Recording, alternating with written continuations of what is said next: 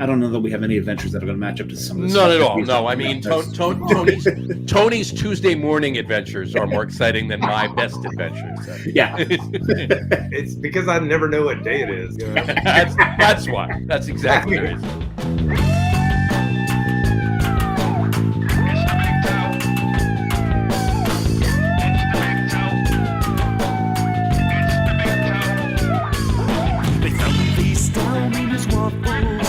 Syrup dripping from his fake road. Who did he see when he heard who was there? Now it seems that he should. All right, everybody, welcome out to the Logroom Guys Craft Beer Show. It is Tuesday, August the 1st, 2023. Jersey Johnny coming at you. With me, as always, is none other than Mr. Beer Samurai. Say hello, Mr. Samurai. I don't think that's correct. I think it's once. Once. August the 1st. Well, it's the number one with the ST after it. So right, once. It's not once, it's once. WUNST with the umlaut over the U. Oh, okay. Once. I got you. Once. It's like worst, but only one. Right. Well, one. What would be one RD? Would that be word? Word. August the word. All right. Anyway, so how are you on this fine August 1st evening, Samurai? Getting my specs clean here so I can read stuff. That would be interesting. That would be important, actually. Not interesting. Yeah, well, it would be interesting too, but that's besides the point. I probably don't need to read a lot for this show. No. This is not a reading. Actually, that's actually frowned upon. We don't reading. I was told there would be no math or reading on this show. We don't want educated. No. So I got so oddly enough, last night, my neighbor knocked on my door at 2 a.m. That's actually, from what I understand, not an odd occurrence. And I went to the door and opened it up, and he says, "I'm having really, really a hard time sleeping," he says to me. And I says, "Well, lucky for you, we're having a party. Come on in." No, not funny. Yeah, I see what you're. The thing is, I was trying to get up the sound effect thing because I needed the rim shot whole thing here, and it's just takes so long to load. Then it's got to run a friggin' ad, and then I've got to pull up the my favorites, and then I got to do that, and then say the punchline again. So I said, "Lucky for you, we're having a party. Come on in." There we go. All right, fine. That's good. Took way too long. Sorry. Yeah, it's funny because he's the same guy that told me that icy was the easiest word to spell in the English language. I see. And then I looked at it and I see why. He'll be here all weeks, folk. All right. I'll end it. I'm just a little. I just got lazy today. I can't believe I forgot to go to the gym today. 5 years in a row now. Yeah. Oh, hold on. I'm done. I'm done. All right, I'm done. Okay. All right. So it is. There are a few days today. There are a few days, and we were gonna do this a little bit. We were because usually when John's on the show, Jess is off playing mahjong, and today is International Mahjong Day. Happy International Mahjong, the Mahjong Day. So let's change that. I spelled ma, but it changed it to man. Mahjong. It's something else entirely. It's a completely different thing. Hold on, let me see. Where do I have a? Don't worry about it. Let's see. No, hold on. Yeah, boo. Right. Yeah, fine. So happy International Mahjong Day. We were going to do that a little bit with talking to the tiles that they were playing with. We're going to have Jess, put the camera right on the tiles, and we didn't figure out how to get the tiles to talk back, though. Probably not. No, it wouldn't have been a good idea. So we're not. Anyway. Plus, and the ringleader, if you will, the leader of the Mahjong game that she plays in, just mazel tov to them. Stu and Ellen Grader, our neighbors, they just had their first grandson. Congratulations! Literally a little over an hour ago. So that's why they're not playing. So I think that's a good excuse. That's a good excuse. That's a good excuse. I think so. But we have some other days to celebrate. Well, first, a call out. Yep, a call out to my friend Stuart Picard, our favorite ginger. If you've been watching and you follow some of our links, Ginger Real Ale Trail out up in northern England. He gets up into Scotland every now and then, goes a little further south every now and then, even though he doesn't particularly like to do so. So happy Yorkshire Day to you. He's from Yorkshire, so there you go. Happy Yorkshire Day. Yep. And of course, it's also Happy International Day of Belgian Fries. Right, because Now I wanted to make sure. Now it's not Happy International Belgian Fry Day. It's Nope. Happy International Day of Belgian Fries. apparently Now would that be pommes frites? it'd be pommes frites. Yes, Pommes frites, right? pommes frites. Okay. Pommes frites, and we call them French fries here because the GIs in World War II were over there, and They didn't know where they were. they probably didn't know where they were. They heard a French accent, thought they were French, Right. and came over here, called them French fries rather than Belgian fries. And the Belgians have not been, I don't think they've forgiven us for that yet. Probably not. So I don't know why we didn't, when we were pissed off the French, when we started calling them freedom fries, we didn't just call them Belgian fries and bring it back to where they actually were. Instead, we bombed their embassy's pool in Libya, which is kind of funny. There you go. So hey, our guest just went away from his camera really quick, so let's get him on now. There he is back. There he is. Well, we got to do one more thing before we bring the guest on. Yes, one more quick thing. A little bit of business. It's the last one we can do because the contest ends. Contest entries need to be in. What does it say down there? One more week. Contest entries need to be in by this Friday night at 11:59. Figure this out PM. backwards. Got to do it this way or that way or. No, there we go. That way. One more week. There you go. One One more more week. There you go. That's really counterintuitive, and that hurt my head a little bit. So yes, one. You more could have week. used your other hand, by the way. It would have been easier. Yeah, no, it wouldn't have. Okay. So yes, tune into the video at about 6:40, and you'll see that wonderful bit of what would you call that? Even pantomime? I don't know. Yeah. Tomfoolery. Not sure. All I know is I need a beer after that, so hurry up with the clue. Yeah. So in a week, I shall be in Ireland, Shall be. and I shall drink a Guinness or two or more. So Guinness. we are having this Guinness. I will be having a couple pints of regular, as they call it there, and so we have our first ever. I'll be having unleaded. Very cute, but we are having our first ever Lager Room Guys contest, and that is to guess how many pints of Guinness I will be drinking while in Ireland. Since we announced it, we have given a clue, so to speak, on every show, a little bit of information. So it's at the beginning of it's always at the beginning of the show. So if With you one have missed any exception. of the close, with one exception, so you'll have to figure that one out, right? But it's always at the beginning of the show. So if you missed a couple of clues, just watch at least. We'd like you to watch the whole show, but at least for this, watch the beginning and figure out what the clues are. So, but anyway, give us tonight's clue. This is the last clue. final clue, and it's obvious that if I go someplace, I'm not drinking just Guinness. Correct. Right. So I do have a few craft breweries and also Irish distilleries in mind.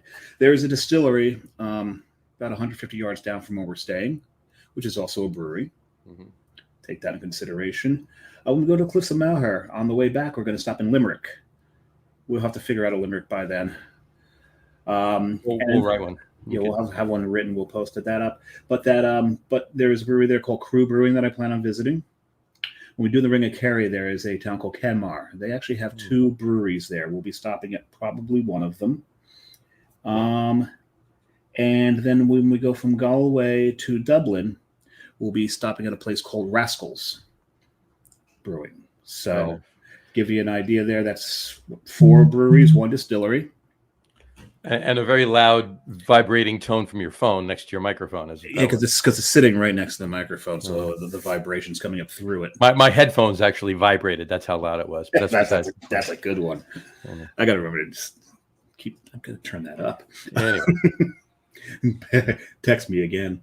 All right, so there you go. So and you have got till Friday at 11:59 and 59 seconds.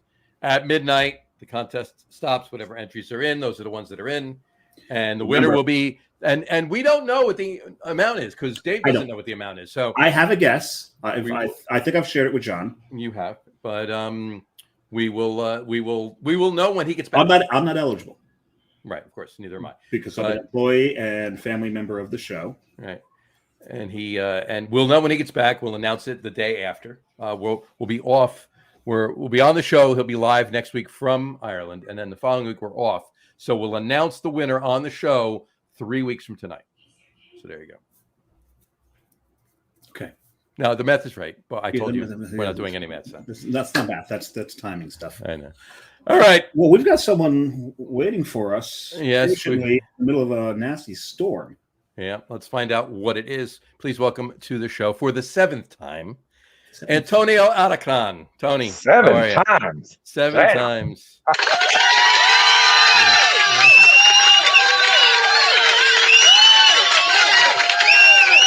Just go for a little bit. Just keep going. That was All right, fine. There you go. How's everything in Far West Texas tonight, Tony? well, we got a big storm cooking up. We haven't had rain for weeks, as it goes sometimes. But the So summer months- you save it up and have it all at once, basically. yeah, it'll either rain 50 drops, it'll rain 500 drops, or it rains all the drops at once. All Gotcha. drops. That's kind of how it goes around here. All the drops. Well, yesterday we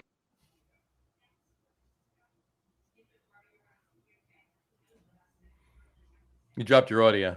Oh, okay. That was 50 drops of audio.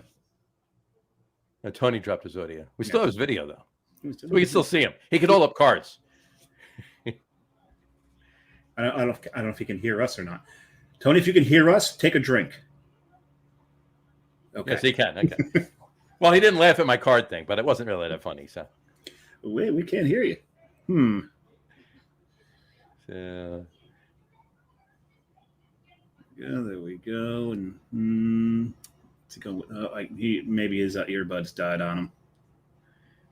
maybe that's what it is. And he muted. We're giving you a play-by-play. Those of you listening to the audio. Let's see if you can unmute him. No, he muted himself. Oh. Maybe by disconnecting his earbuds, it did it automatically. Your mic isn't connected right now. It's saying, Tony. Well, how's And- that? Oh, perfect. Oh, there you that go. works. All right, he's back. Yay. Hey. So did you hear Technology. anything I said? Hadn't heard nothing. No.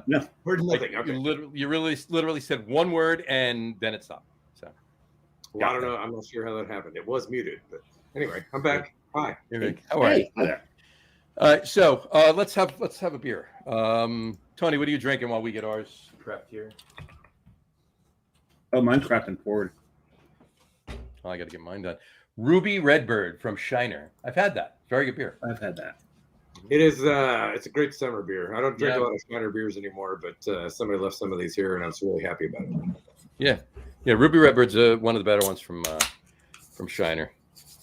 What are you drinking there? Well, I'm waxing nostalgic tonight, and maybe a little melancholy and bittersweet. But I'm with the classic.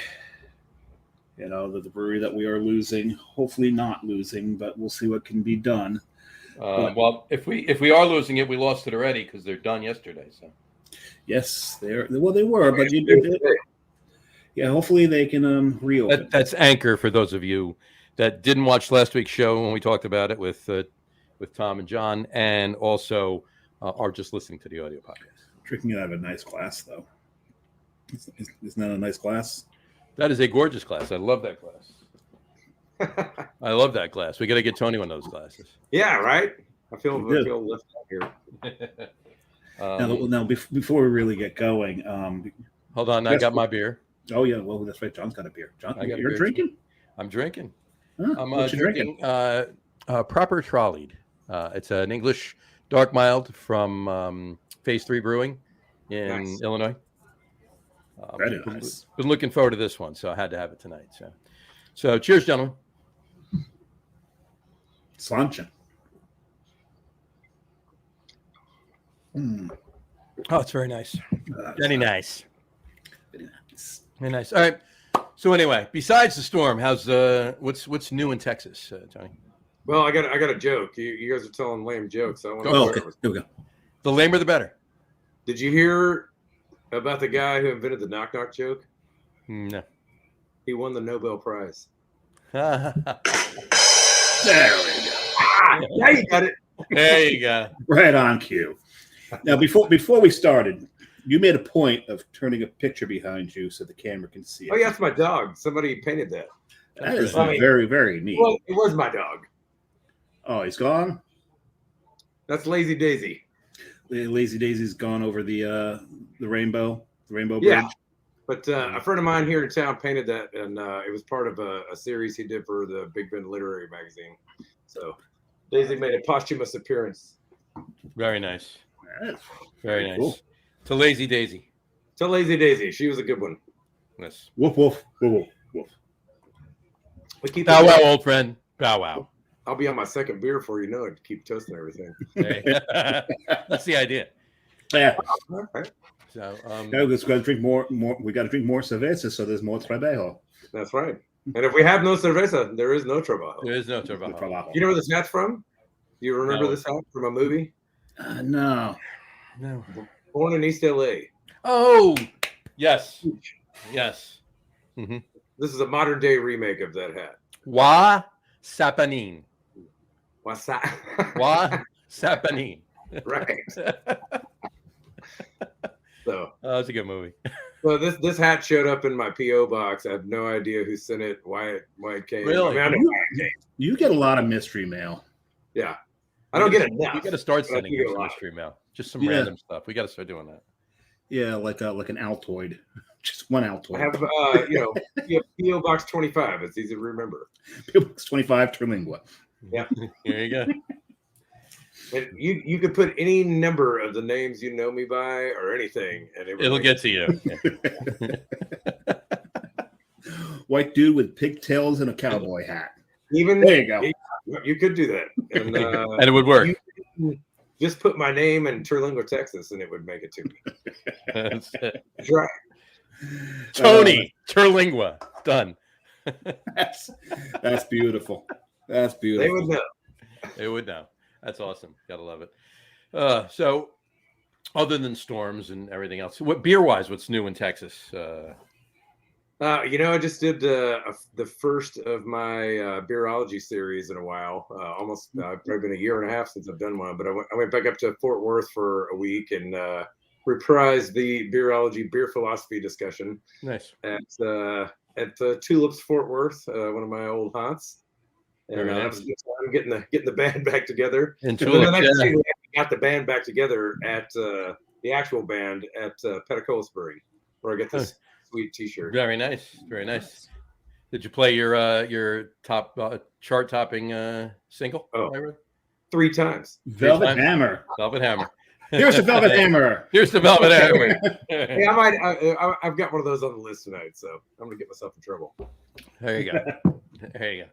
Hey, you said only 3 beers tonight. That was your call.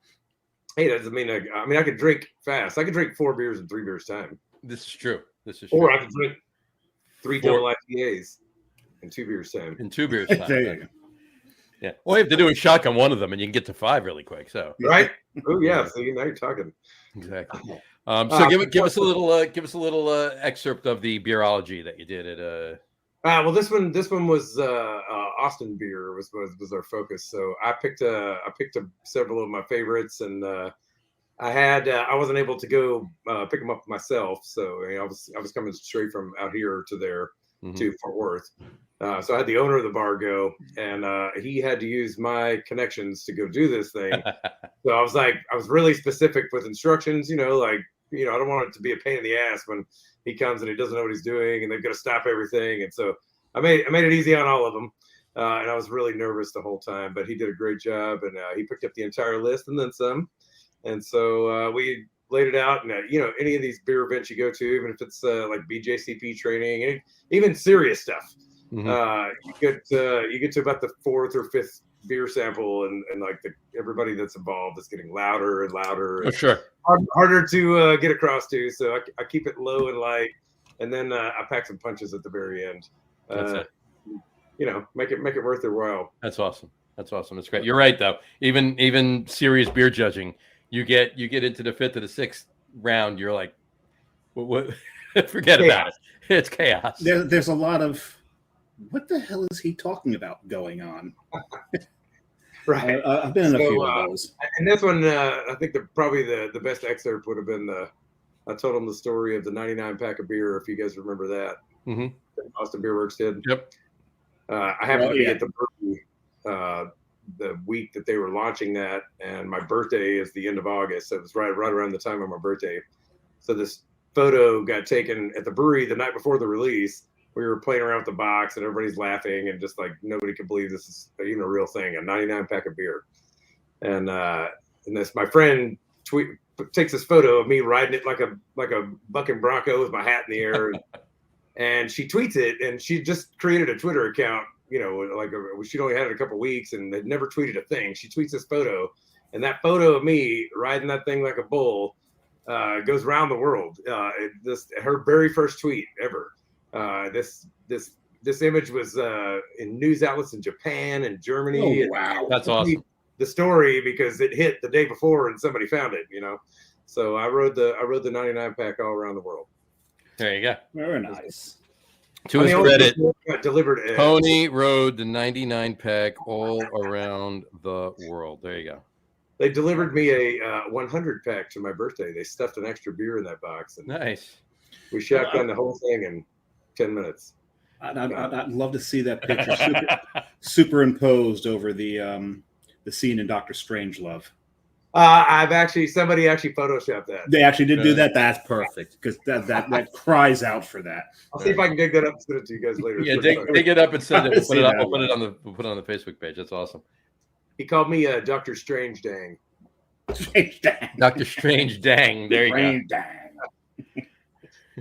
That works. go. Well, shit. Yeah, right. Oh, that's great. Gotta love it.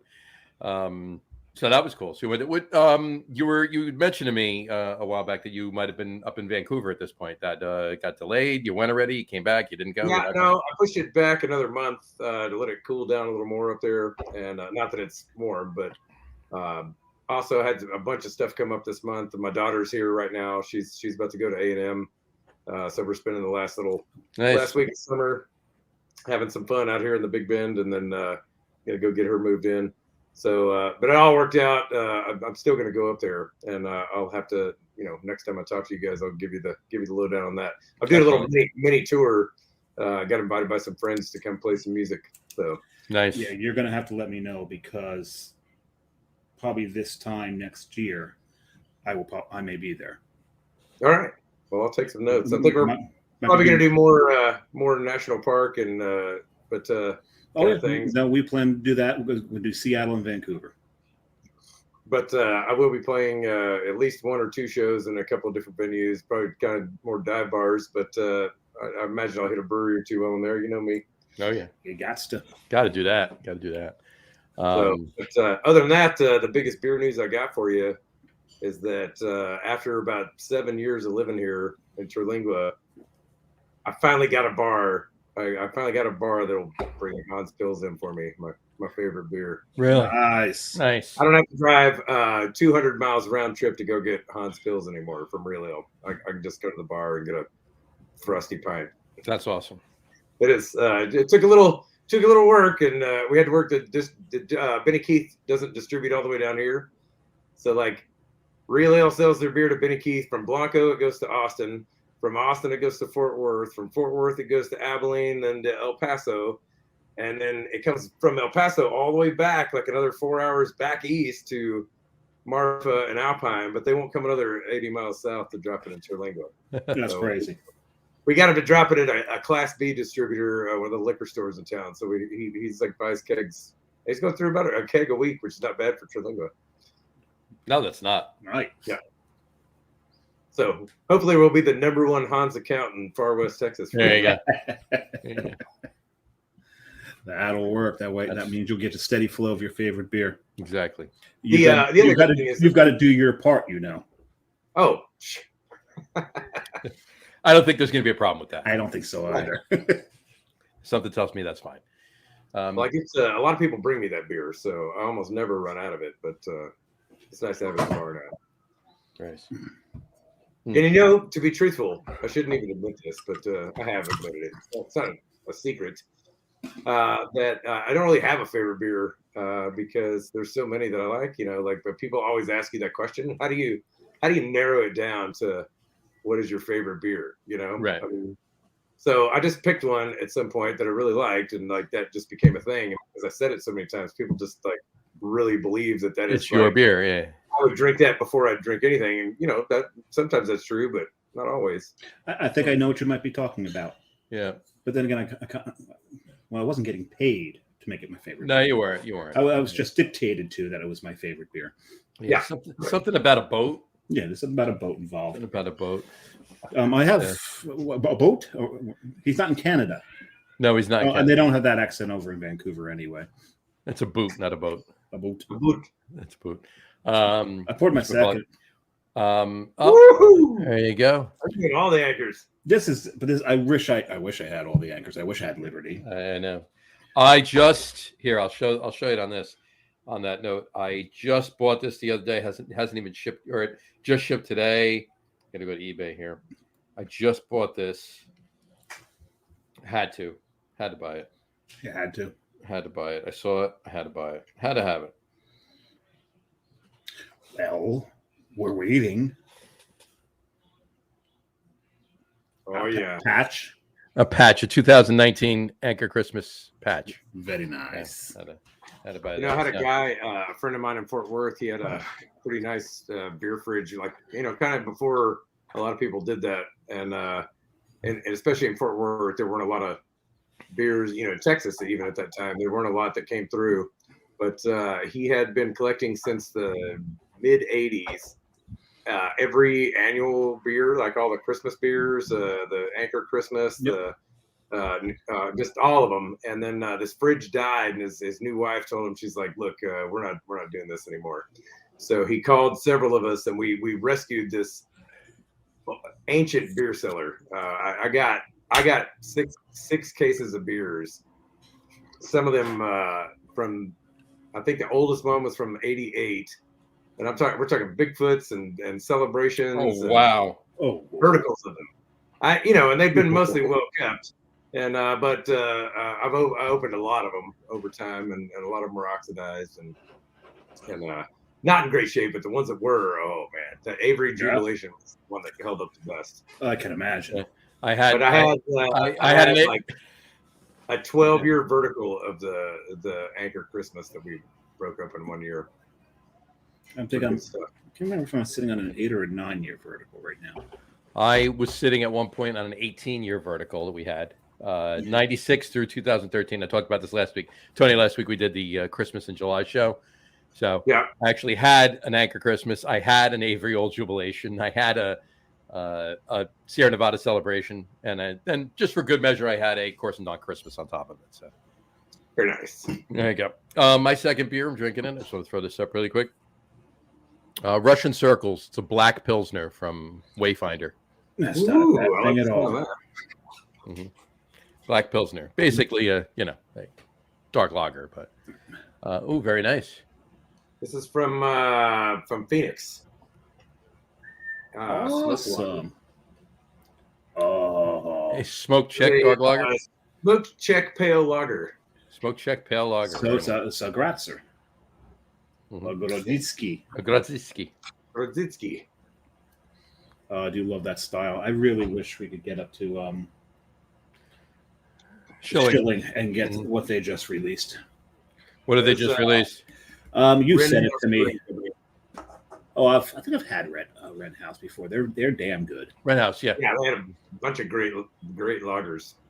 What did they release? They released a smoked beer, John, but it wasn't a Gratzer. What did they release?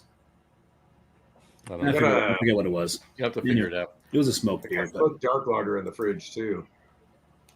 Nice, very nice. Yeah, I got a couple smoked beers. Wow. I love them. I mean, we got to get up. I got to get up there, and I got to get up. Treehouse has a couple other ones now too, and I do have a couple left over.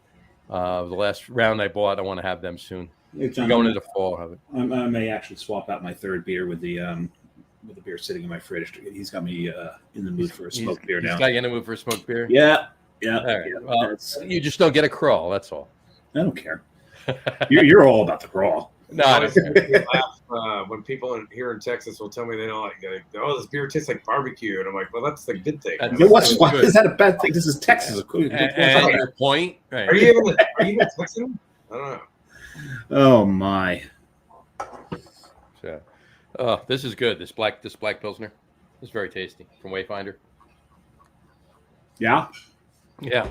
Wayfinder, you should get down to Portland when you go to Seattle and Vancouver next year. Yeah, the Okay, thing let's is, go to it's going to be 2 of the 3, and what I think I want to do is save. Well, why don't you do this? Why don't you go to Portland and Vancouver, right? And then drive from Portland to Vancouver. You got to drive through Seattle. So, It's definitely going to be Seattle and one of the others. I'll rephrase. Because frankly, I think it's going to be Vancouver and Seattle, because Portland and the rest of Oregon, I kind of want to save for one trip, because the coast of Oregon is something special. Yep. They've got Crater Lake. You got to get to Crater Lake. Oh, yeah. And get out into the Willamette Valley. I'm sorry, Willamette Valley. I said it wrong. Well, it's Willamette, damn it. Yes. So there's not that there's not a lot to do in Washington State or out around Vancouver, but I think Vancouver and Seattle lend themselves together as a No, they do. No, they do. They do. You're right. I'll be out in Vancouver for a week or so next summer. So Cool. hop shopping. So, These I'll things do are- a little recon for you. all right, yeah, do that. There Definitely. you go. So, These We, things are going down way too fast. Tony, I don't know what you're doing on your way back from Vancouver, but I'll be in Denver for about a week for GABF. So, Oh, wow. Oh, you're taking the might, bus? I have to make some. Well, because I hadn't even considered that. I haven't made all my hard plans yet, so maybe I can make something work out here. Well, what are the Can we dates post on that, John? I've got some serious miles racked there you up. go. Hold on, I'll tell you right now. I got to look at a calendar. That's the only way I remember it. So, it is the 20th to the 27th. Of October? Wednesday to Wednesday. No, September 20th to the 27th. No, I will be in San Francisco. You're going to Frisco, yeah. I will be. Yeah, in I'm tentatively planning the first part of the month, but now I don't know. I'll have to look and see. Yeah. I've got a very flexible schedule. There we go. We'll be in San Francisco. Carrie's got a conference, so during the day I got to entertain myself. However am I going to entertain myself? I'm sure there's things I can find to do, but we got some stuff planned. We had planned a tour and paid for the tour of Anchor. But you got your money back. Got the money back. It got canceled. I don't know. Maybe I'll start a picket line outside there. When they can picket line. Couldn't they still do tours at this point? Like, even No. if they're not actively. They are shut down as of yesterday. As of Operations- midnight last night, Operations have ceased. July 31st. Done. But there's a lot of other breweries there. Well, the other thing, Tony, I don't know if you heard much about it, obviously, but there's some venture capital companies that want to come in there, but the owners, the workers, the employees, they want to buy the business from Sapporo, and they want to go, find the funding from other venture capitalists and investors and get the money and I hope that happens. I really do. A couple of breweries in Texas actually bought their breweries back from the stake in their breweries back from Constellation Brands pretty recently. Yep. Good. And I think Alcatula had a great point. If the city of San Francisco was smart, they would get in on it. Yeah. That is a piece of history in that. 150-year-old brewery. They didn't open 20 years ago. It's a 150-year-old brewery.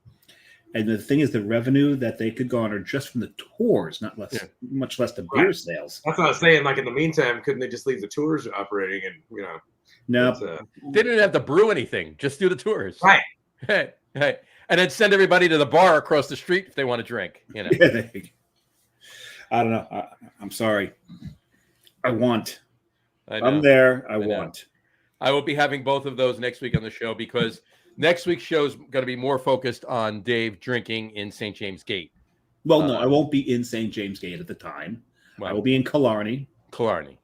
I will be in St. James Gate about 5 days later, learning how to pour the perfect pint. Well, he'll be in Killarney. But it'll be focused on him. So what I'm drinking is irrelevant. So I'll have my two anchors then. I'll be drinking some Irish, probably some Irish beer. I think I'll have some Irish beer. We got to stop off because it's the day we land. Actually, I've got a. Crazier things have been done. I mean, I've been known to go drinking after I travel that same day. Yeah, it's okay.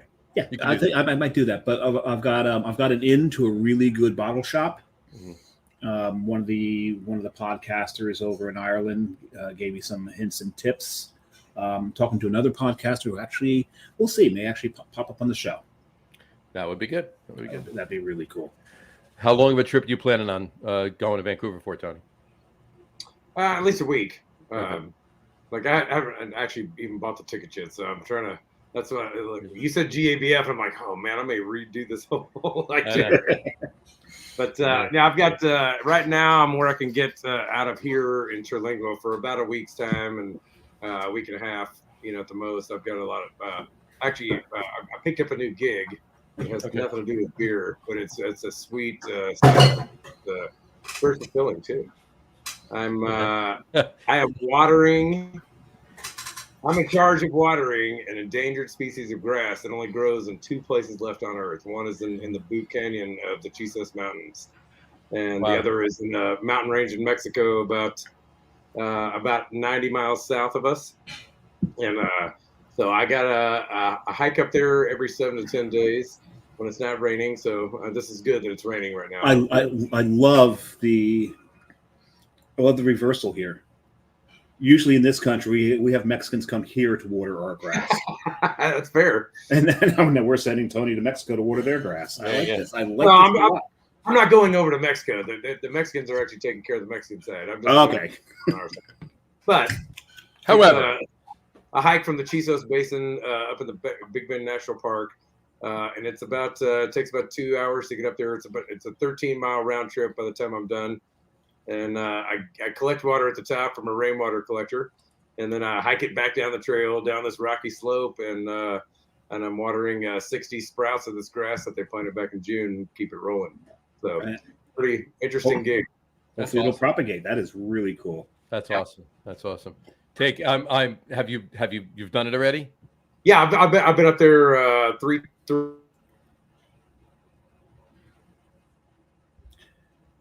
He's frozen on us. He's frozen. I took a picture of it because that's a good pose. That is a really good pose. If he can hear me too, I'm sure he likes that. So like, you froze. I'll work out. Let's do it. Let's all do it.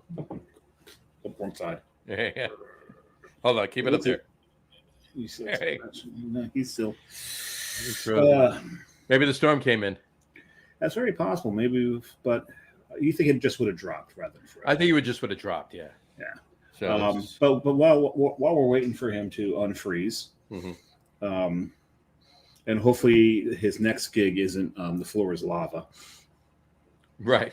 Exactly. Remember when those were the two like big things? Like everyone walked, and we're like, everybody freeze! Up. We've lost him.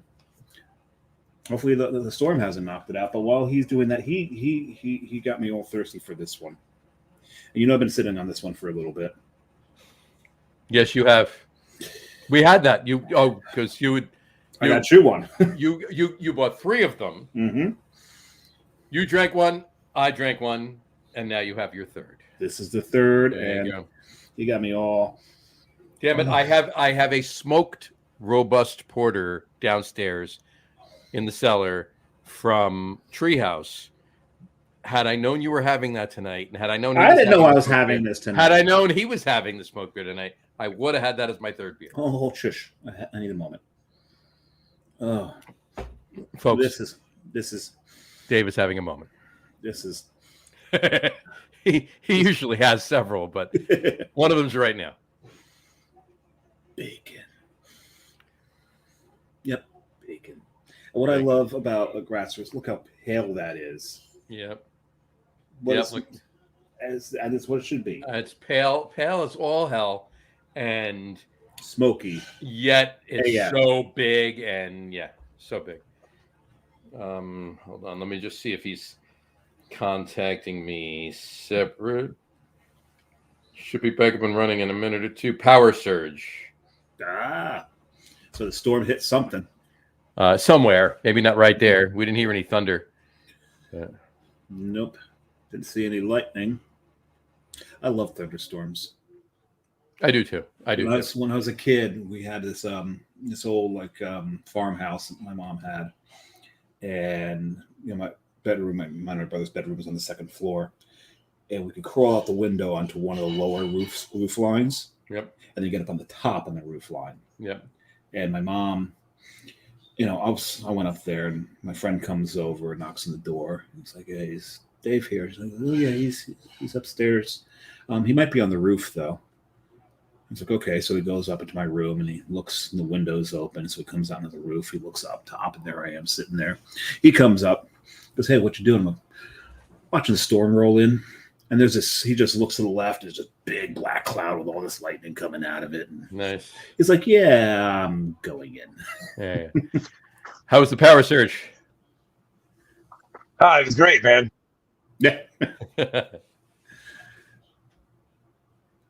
Is he pretending to not be able to speak? I don't know. I think he's pretending right there. No, he's not. He's not. Is this mic muted again? Is his mute mic? No, there's no mute button on his thing. We can't hear you. We can't hear you. No. And now we're back to taking these things out again. Here we go. Take it. This is deja vu all over again. Deja vu all over again. I reckon we've been here before. And by turning them off, that's what mutes it. Now he's muted. So now he's going to unmute, and then he can hear him. Yeah, we've been here before. I recognize that tree. Yeah. There we go. Hey. All right. I get a little older every day, don't I? Yep. But you try to catch up to Dave and I, but you're not yet. So. No. My daughter told me today that I had said to her more times about how old I was feeling than I had ever had before, and I was like, "Oh, I gotta think about that." Yeah. I have a line with my kids. They thought it was funny for a little bit. He's gone froze again. No, he hasn't. I did. Yeah, he did. Yep. Oh, no, he's back. Oh, it's temporary. I had a line with my boys. At first, they thought it was. Move the hand up and down, and we know you're there. So that's good. They thought it was funny at one point. They don't find it funny anymore. Because one point I got them together and said, "Yeah, I've got something to tell you too." Like, what's that? I'm like, I'm immortal. They went, what? I'm like, so far. Up through now. I'm immortal. Who knows? Anyway, I know. I'm a big believer in manifesting things, and I always I always encourage people when they say I can't do that. I say, well, not with that attitude, you can't. You can't. You say you can't do it, you can't do it. Right? That's something I agree. 100%. And so when it comes to death, you have to pay, your death and taxes. We got to die, but I don't have to die, man. I'm going to have a different attitude. You're not going to die with an attitude like that. No, I probably will, just like anybody else. But if I work on it and think about it and manifest it, maybe I can live forever. Well, yeah. just keep it going. Just keep it working. Keep it going. You just got to get nastier and nastier. That's it. Nasty people seem to live longer. So, but if it makes you feel any younger, and I've mentioned it on the show already. If it makes you feel any younger, your daughter's just going to A&M. She's not finishing out her degree there, so she's already 2 years in. She's 2 years in. Okay. I just about 4 weeks ago, just booked my younger daughter's wedding. So. All right. Man, we're getting a little more gray every day, aren't we? Yeah, and we're about 6 months. Something else, though. And we're 6 months. We're 6 months away from my son getting out of the Air Force after having done his tour. Yeah, there you go. Well, cheers to we'll talk about something. Cheers to the kids. Cheers to the kids. Cheers to the kids. To the kids. There you go. Now, when I go to Ireland, we're going to the Hill of Tara. Oh, been there. Hill of Tara. No, not her. There's one of the standing stones there, and they think it is a Tuatha Days. A what? The Tuatha Days. Oh, I heard something else. No, there's no W in there. They think it's the Stone of Destiny. So if the true King of Ireland touches the Stone of Destiny, and it wails out, it will wail out, announcing that the true King is here. So it's very possible I may not be coming back from Ireland. Well, there you go. There you go. Speaking of, with that attitude, you manifest it. I'm going to manifest it that I will be the next King of Ireland. Speaking of wailing out and something of destiny, I just watched The Pick of Destiny the other day. Tenacious D. I don't know if you saw that. Yeah. So Just today? no, not for the first time. Oh, for the 90th time maybe, Jeez. yeah, it was. I didn't see the whole thing though. I'm scrolling around, boom, boom, and I put it on just as Jack Black is sitting at the tree eating the mushrooms. So that was perfect timing for that one. Jack Black, he is a treasure. Mm-hmm. He is a treasure. Anyway, so yeah. So anyway, back to what we were talking about. You can you got a week and a half or so, move things around. Yeah, let me know. Figure out what you're going to do if you can work that out and get in for. Cool. I haven't been back to Denver since. I think it's been since 2016 was the last time I was. They may have forgotten about things by now, Tony. 2016 was the last time you were at JBF. I think so. 2016 was the last time I was at JBF, and I didn't see it. Really? So I began doing a thing in October that coincided with JBF. We do this run down the river, the lower canyons of the Rio Grande, which is a long 83-mile stretch. Right. It takes about 8 days, and it's harder on your liver than the Great American Beer Fest. I'll be honest. Wow. Now that's saying something. It's not just the drinking; it's the being jumped up around and the thing. But it's a lot. The drinking, physically harder on your liver because you only have ice for like the first two or 3 days if you're lucky, and then everything is room temperature. So there's no more beer. Right. You've got to go to spirits. But I'm in charge of the beer logistics, so I actually pack a cooler. It's one of the things I did a lot of research out here on beers that would taste okay at ambient temperature. And it's not always hot, but like there are things that are better. And like the best one that I found is actually this. There's a Upslope Brown Ale is a really good one. Oh, and Upslope Brown's good. I haven't had it warm, but I actually. It's not necessarily warm. It's just that if you keep it in a cooler in water, it's going to stay, at a better temperature than wood sitting on the sun. So it's not a hot beer. Right. It's just ambient temperature. And that's the thing, I've conditioned myself to live out here to learn to enjoy beers that are not ice cold. Ice cold, that was like luxury. Oh, man. They say Yeti will keep ice cold for 5 days, but they mean in Alaska when in the wintertime. Right. In Terlingua. And they don't mean the cooler either, but that's the point. And they also the Yeti will keep things cold. You got to put a nice ratio, a better ratio of, like we all fill our coolers up and then put the ice on top, and then like it goes away. So you got to put less beer or more ice, and it lasts longer. And you know what? If you logistics are important. If you put salt water in it, the salt water will lower the temperature. Right. It'll allow the temperature to get lower, so you can do that, and that hopefully will let the ice last longer. Yep. But we've actually had we had a guy sneak on that trip one. He snuck some dry ice in there. And we actually, because of that dry ice, we were drinking cold beers on day 4, ice cold beers on day 4 that were so cold, we had to drink the beer off the top and then let the ice melt underneath. Yeah.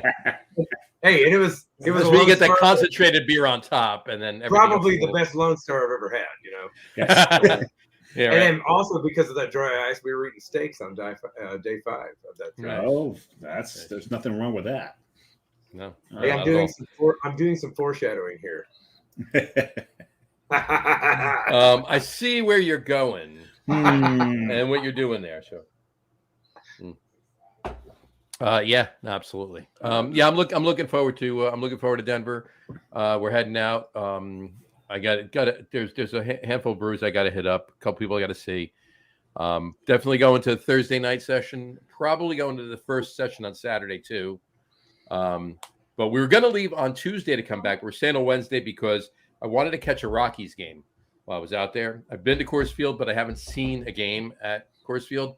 And as luck would have it, the entire week that GABF is going on, the Rockies are away.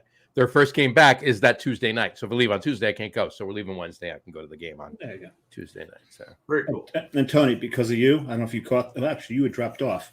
I had to open this. Very nice.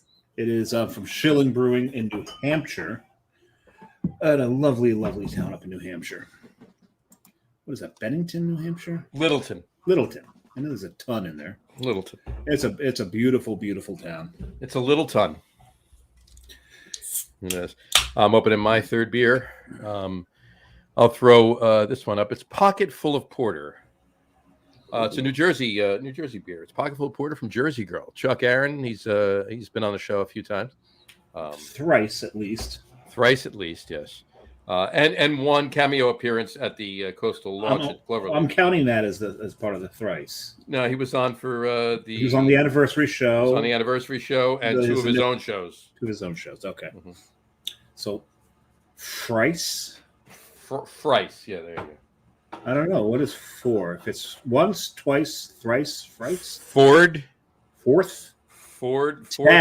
Forced. Teshas. There it is. Tejas. Tejas. Tejas. Jose Texas. Tejas. The S. No, I'm sorry. The S isn't, but it does have a $sign before the T. I don't know if you noticed. Oh, so Stex ass. Okay, got it. Stexas. I think it's like Texas is money, like money, Texas, exactly. Turning point beer from. See, it's money is like an old term now. It should be it's fire, right? That's the new fire is the kids these days are saying it's fire. Yeah, exactly. It's fire. Actually, they're probably past that by now. It's probably not even that anymore. Wow. I do there's one thing they're saying now is like it's so fucking over. They could like add too much salt to something and be like it's too fucking over.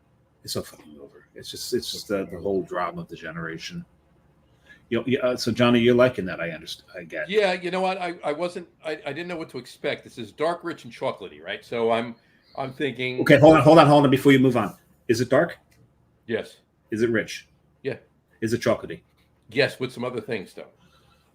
Well, it's delivered. It seems like it's over delivered. If there's more stuff. Yeah, because I didn't read the entire label before I had it. Pocketful of Porter is a beer that is exceptionally dark with a rich and creamy deep flavor profile, layered with hints of. I think he's old. He can't read. No. It's hints day, not DE, not OF. I don't know what that. Hints to. That's French for of. I know. Hints to hazelnut, milk chocolate, caramel, and lightly toasted marshmallow. But I don't know that there's any adjuncts in this, and I'm trying to figure out where they're coming from. Are they? Because he said there's hints of. Hints of, yeah, but I'm getting it though. I'm alluding to it. Mm-hmm. So I thought hints of was a German word. Hints of. It's my it's a cousin of mine. Hintzof. Yeah, exactly. Hinsoff. Hans Hinsoff. I know him. Did you say Hans? Hans Hinsoff, yeah. Hans. Oh, someone likes that stuff. There you go. All right. Hey, we put a beer tap in my buddy's shop out here. You did? Did he know about it? Electrical shop. No, we did. No, I've got. I put with permission. With permission. Okay. And this thing has concrete walls, so we had to. But he's a master electrician, electrical contractor. So he's got all the tools to drill holes through concrete. So we did that. This TikTok video I made it just said beer hole, marked it beer hole where the tap needs to go through the wall. Oh, the glory. Beer hole. I gotcha. And that guy. Oh, I want to hear the rest of that story. And then he just froze on us again. Hopefully you'll be back really, really soon on this one. All right, come on. Hopefully there was no blood involved. Dun, dun, dun. There we go. There we go. All right. So beer hole. We were at beer hole. All the comments on this video are about our lack of PPE. We didn't take the dishes out of the sink. He's wearing sandals while he's doing it. We're just acting like a bunch of jackasses. And they're like, I wouldn't hire this guy. And he's like, yeah, well, fuck him. I wouldn't hire him either. But anyways, what they don't know is that's just the main tap. We put a secondary tap. I split the line on this kegerator, and we have another tap that comes out in the shower. We have love it. Not just a shower beer, a shower tap. A shower tap. Yes. There you go. They were more worried about the beer hole and our lack of PPE and standard practices than they were excited about the shower tap of beer, man. That's what does the world come to? So we always say out here in Terlingua that even the groundwater is very warm. So that we always say the C is for caliente. Caliente, So, right? like it's right next to the handle for the shower. So the C is for Caliente and the H is for Hans. Right. So you have a choice of caliente or hot, right? Exactly. He's either really expressing the point or he's frozen. He really likes that point, right? He's making that point. You know what? So some of the best shows are when Tony freezes. You know, not during his frozen parts, but like when he before and after is my point. Like because he always never, if you notice, he never freezes in a bad position. That's true. We've had people freeze in really bad positions. Like that, or you know. He always looks good when he freezes. He always looks good. It's a pose when he freezes. He's constantly voguing. Exactly. Yeah. So, did he freeze off the air again, or permanently, or I don't know. Well, I kept permanently because last time wasn't even. There we go. He has dropped. He has dropped. Let's see if he texts me again and says that. Shit dang! I just got a shit dang. Wow, I didn't get a shit dang. I wish I had a shit dang. Another flash should be up quickly. I don't have a shit dang. I don't have a shit dang either. So, we'll take this moment. Tell him to send me a shit dang. I need a shit dang. A shit dang. Dave needs a shit dang. Send him one, please. Dang. Please send me a shit dang. All right. So we'll take this moment to do some housekeeping. All right.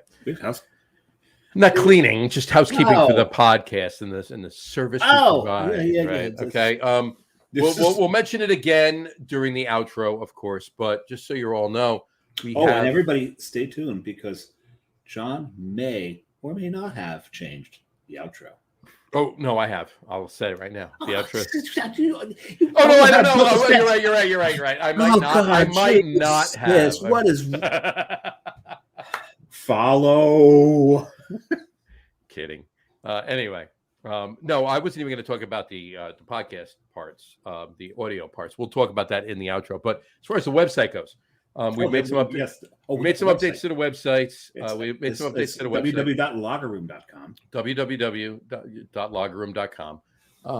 We've made some updates. There will be a lot more. We've been posting things on Facebook, but we've been neglecting the website. We've been lax. So we've been a little lax. And that's not just an airport in Los Angeles. No, it is, and a nice airport it is. I've flown out of there. No, it's not not. It is not a nice airport. Well, when I flew out, it was decent, and of course that was 1985. But that's besides the point. No, that thing's a.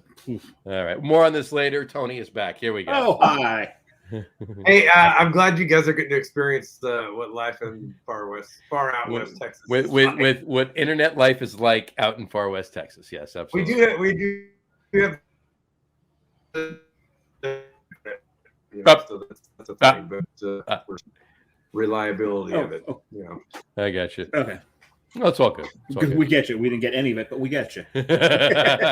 Well, I appreciate your patience. That's not a problem. It's all good. Doctor? So I'll tell you what. Why don't we, on that note, just in case it does happen again, why don't we jump into our top 3 list for tonight? All right. And this top 3 list was brought to you by none other than Alacron. Antonio Alacron is his top 3 list. So tonight's top 3 list, ladies and gentlemen, is top 3 favorite adventures. Top 3 favorite adventures. And they can be any adventures you want them to be. We've talked about beer before, so I have a feeling all 3 of us are going to stay away from that to some degree anyway. Some degree. And, you know, what we both follow Tony on Facebook. I don't know that we have any adventures that are going to match up to some of the None at all. No, I mean, Tony's Tuesday morning adventures are more exciting than my best adventures. So. Yeah. Is it? I don't see. It's because I never know what day it is. You know?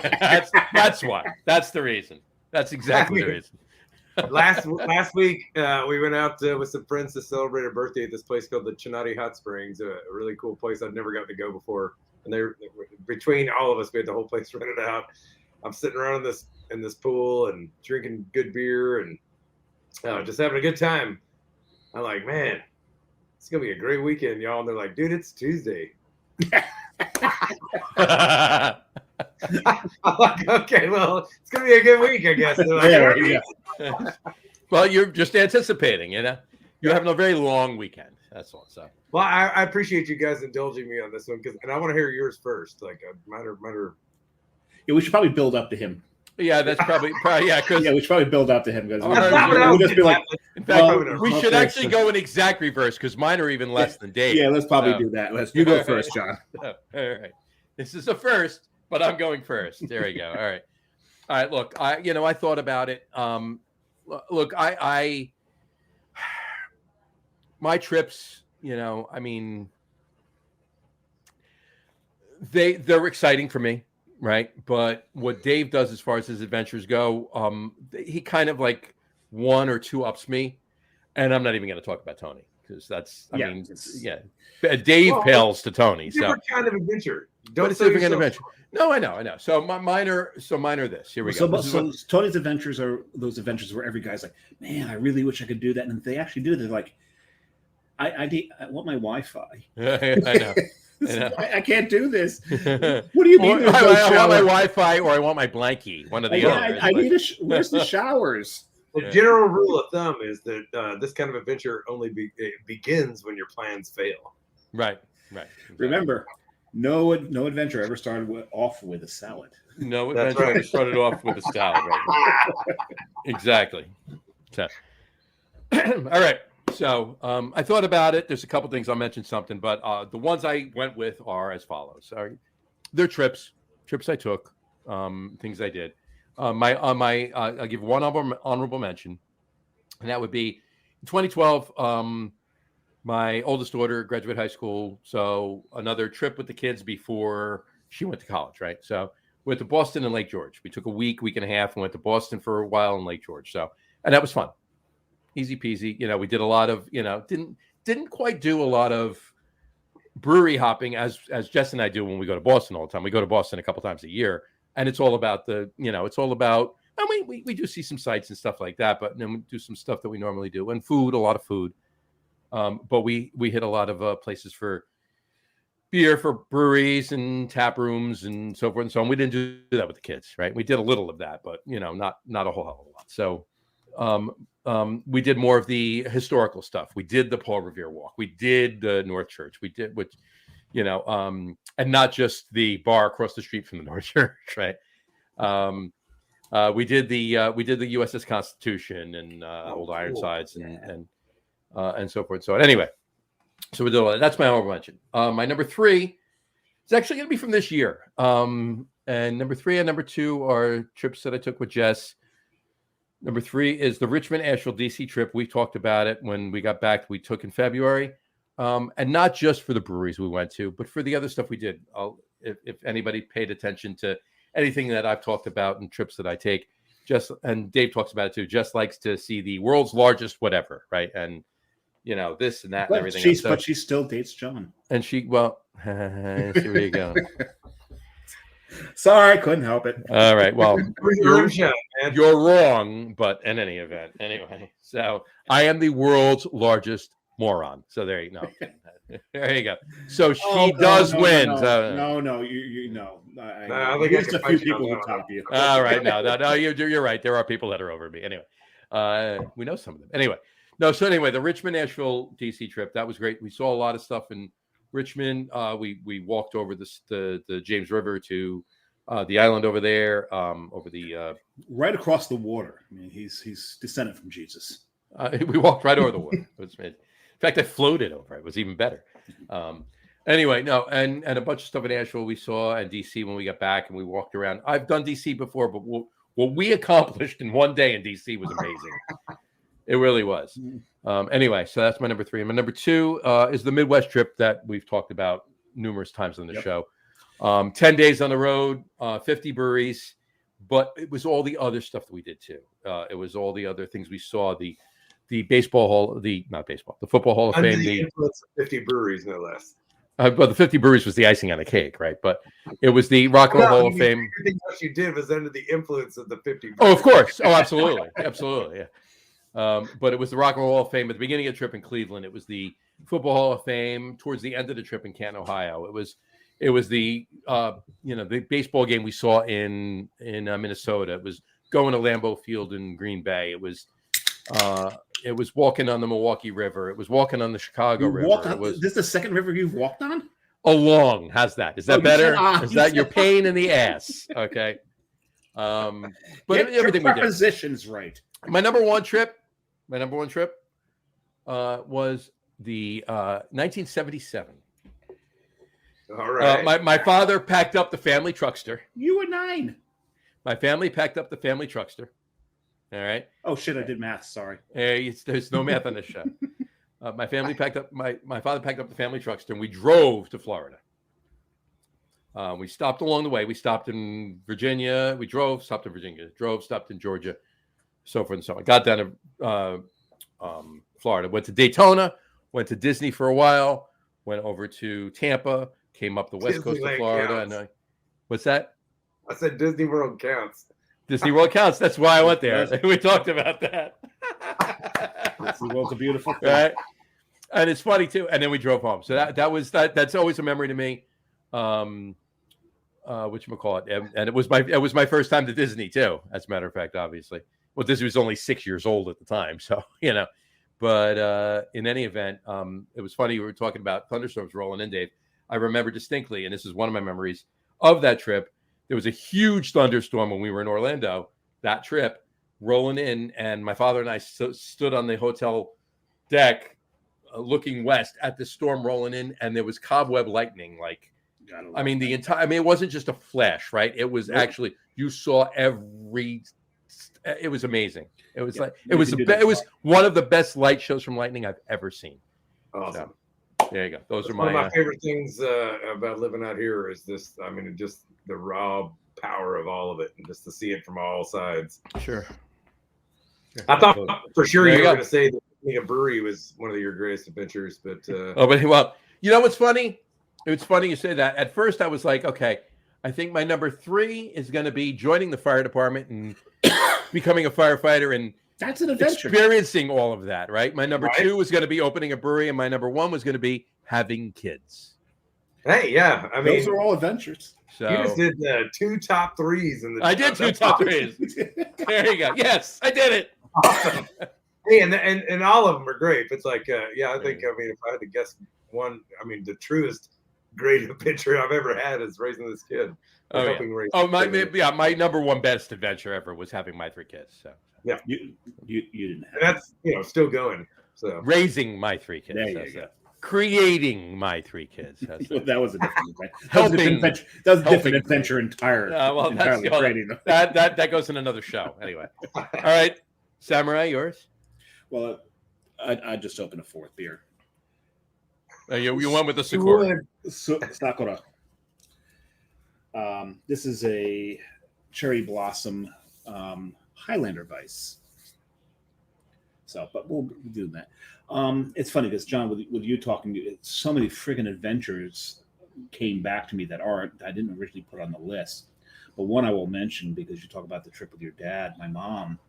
We grew up with really not a lot of money, and my grandfather had some decent money, and he gave my mom money once for us to go on vacation. So she packed me and my little brother up into her Datsun B210 hatchback, Kermit Green. Oh yeah, and we went down to Shenandoah Valley. And the Datsun broke down halfway there, but we got it fixed because that's what Datsuns want to do.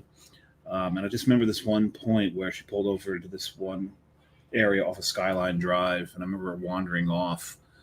And when you're a kid, you didn't think anything about wandering off. You never thought how much it just freaked your parents out. And I walked up the stream, and as I walked up the stream, there was a deer in the stream, and I was such a little kid at the time. I was probably 6, 7. The deer's starting to walk right up to me. I'm putting my hand out so I can touch the thing, and that's when my mom finds me and starts yelling at me. The deer runs off. But I'll always remember that trip was the only vacation that my mom ever was able to afford and take us on, and because of that, vacations to me are very, very important, especially with my kids, right? Because these things are memories. So when my kids graduate high school, I don't get them something. I don't get them a thing for their high school graduation, we go on a trip. And that's going to live with them forever. So that's what I do with them. So that's going to dominate my top three, two of the three at least. Yeah, two of the three. And we lost Tony. We lost Tony. He should have went first. I know we should have went first. Are we going to get him back? Because he said he wanted to hear our adventures here. Let's see what he's saying.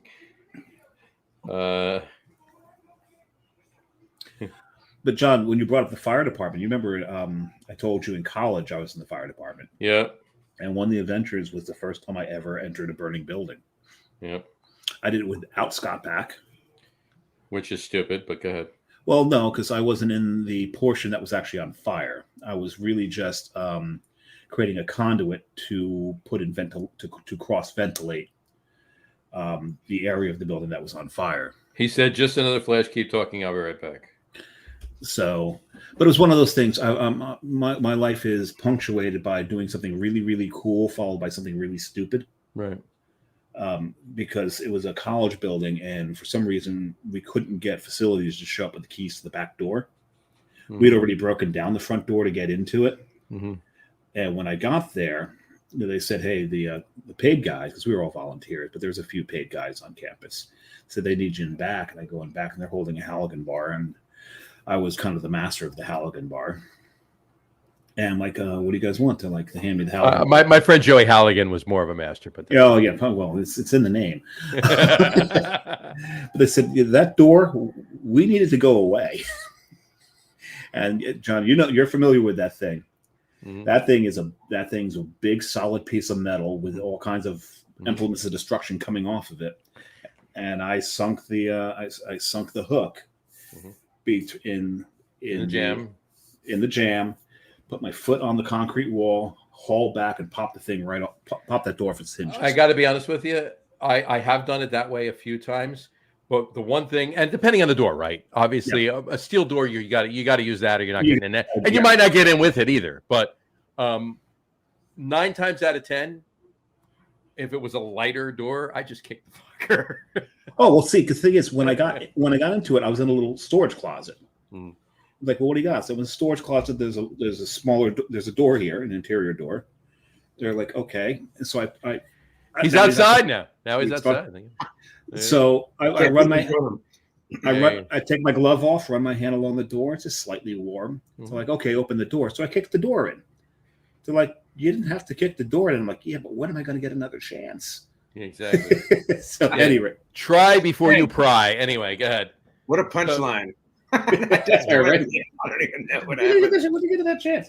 So Tony, I had started in on my top three. I'd given an honorable mention based on a trip I took with my mom, but it was that trip I will always remember. So what I was saying was that it's important for me to take my kids on vacation. As a matter of fact, when they graduate high school, rather than buying them a thing, I take them on vacation. It's something that's always going to live with them, right? I'm a firm believer in that, man. Experience over a physical gift. Yeah, over possessions. Yep. Yeah. Right. If I've learned anything from my kid, she's like the smartest one of any of us so far. It's that she never try to give her anything. Isn't that always true, right? The kids are smarter. Yeah. It's amazing. Well, ideally, yes. Well, my oldest son. It's funny because he is smarter than me, but he once said to me, he's like, because someone said to him, you're just like your father. And he said, well, yeah, except that I'm smarter. And I looked at him, I said, the fact that you just said that tells me you're wrong. Right. And he laughed because he knew damn well, because the one thing I raised him to be is never think you're the smartest person in the room. Because if you think you're the smartest person in the room, you will not listen and you will not learn. That's some advice somebody gave me once. Is that if you ever think you're the smartest person in the room, get out of that room. Yeah, exactly. Because you don't belong there. What I learned now. What I learned along the way, that works both ways. If you're an idiot, you still need to get out of that room. And if you're really truly smarter than everybody in that room, you need to get out of that room. You still need to get out of that room. Yeah. So we'll start with my younger son. When he graduated high school, I asked him where he wanted to go. And he said Yellowstone. And at first, I looked it out of Billings, and it was really expensive coming out of Billings. So I told him, I said, I don't know that I can afford that. Let's try something else. So we came up with a backup. I said, no, you know what? The deal was they get to go where they want to go. So I did it out of Salt Lake. It was so much cheaper doing it out of Salt Lake. Yes, there's more driving, but there's more things to see. So we wound up going to Yellowstone. And one thing that really stuck out from that trip was he wanted to go up to this one viewpoint. First, it was going to be this little short hike, so we didn't even bring water with us. And he said, "Oh, let's go up to the viewpoint." Turned to a much longer hike, to the point when we got up to the viewpoint he wanted to see, there was women begging me to take water from them because they thought I was going to die. But because of that, him and I have a saying between us, and it comes from somewhere else. I can't remember where this phrase comes from, but it comes from The Hangover 3, I believe. But did you die? And so that is because I bitched him out about it. He's like, "But did you die?" I'm like, "No." So that's a saying. So that'll always be a top adventure for me. Just those memories that I forged with my younger son. The next one is a double banger, because when I went to Italy, because I went to Italy with Carrie, it was our first international trip together. But my son was stationed, my older son, the one who's supposed to be smarter than me, was stationed in Italy at Aviano Air Force Base. A couple things really stick out from that. Our first day, we had probably one of the best meals I've ever had in my life at a place called Tre Figari in Val di Biadne. Oh my God, that was such a great meal. But adventures sometimes have misfortunes that you need to overcome. That's what makes them an adventure. Oh, yeah. And we went to Trieste. As far east as we got on that trip. And we wanted to go to this one restaurant. I found this one parking garage that I thought was a co-op. So we parked in there. We go to the restaurant. We come back out. The parking lot's locked and closed. Apparently, the co-op parking lot was for the grocery store, which was a co-op. And when the grocery store closed, the parking lot closed. So now we've got to spend the night in Trieste. It is the Saturday before Easter. So you can imagine how inexpensive the hotels were. Right. I think we got the last room in Trieste. Get up the next day, we go back to the garage. It's still locked and closed because it's Easter. Amongst all of the paraphernalia on the wall, I see this one little call box. And I walk up to it and I press the button. And someone answers like, "My car is locked in here and I need it out." They say something in Italian. I say something back in broken Italian. They say something in Italian. I say something back in English. Next thing I know, the gate goes up. The guy, I was like, "Whatever, just get out of here." That whole moment saved Easter for me. So that whole trip was a big thing. And we did the podcast from there. We hear Johnny and I a couple of times in the show go, "Very nice." That comes from that particular trip. Yeah. But the number one venture that I had is because of a moment. My old guy I roomed with in college, this guy Bill, him and I really did a lot of hiking. And we're going through the Adirondacks in New York. We go to Lake Placid, and we pass the high peaks, and we look at them, and we're like, "Yeah, we're never getting up in there." No, one day we decide we're getting up in there, and we go up this. We go up Mount Marcy, the tallest mountain in New York. And there's a lot of things. I'm not going to get into all the details about it, but when we come down, Bill's got to go back to work. He gets in his GP.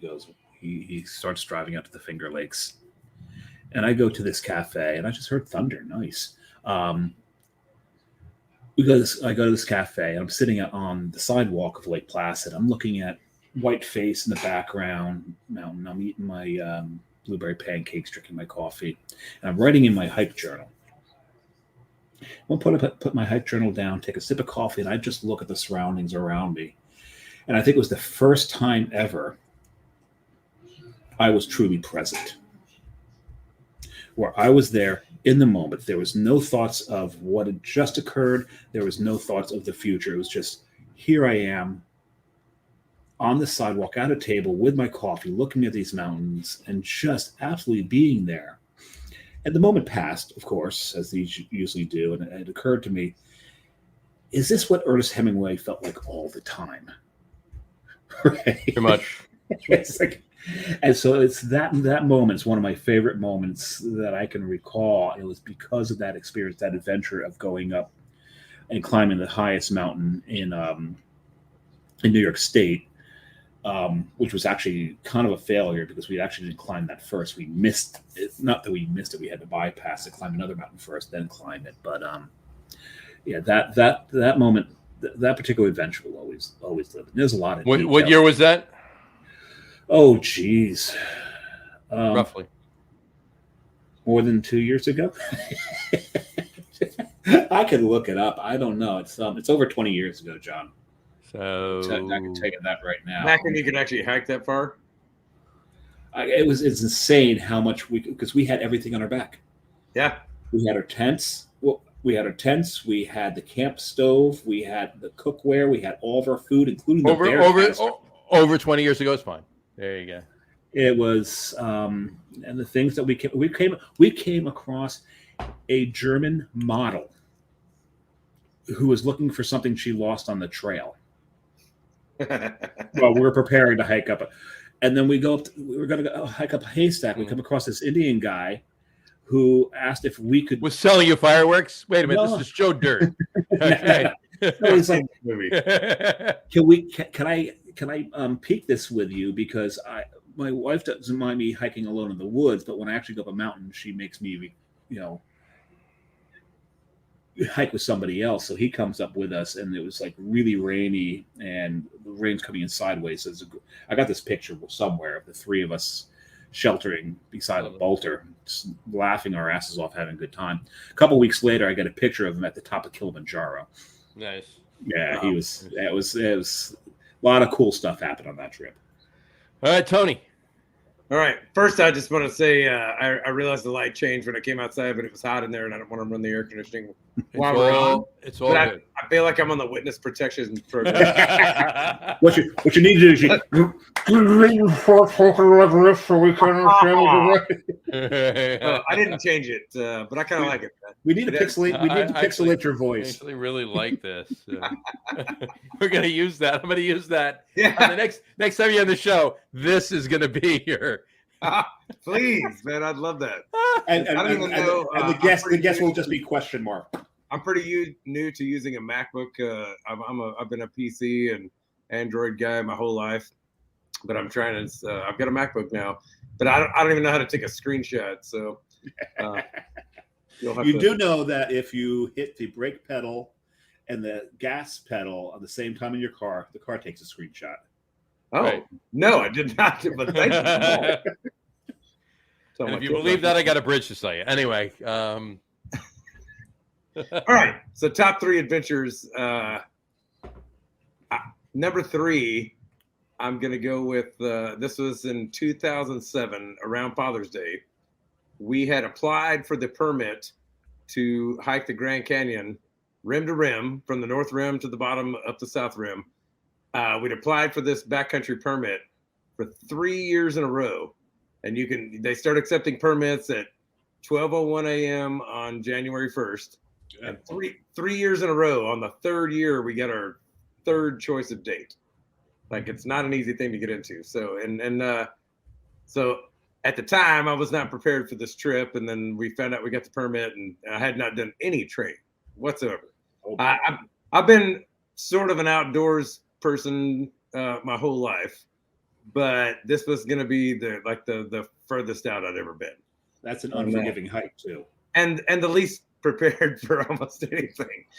So I get my things together. I actually used the pack I used on this trip was one I got off of from Marlboro Miles, if you remember those. Oh yeah.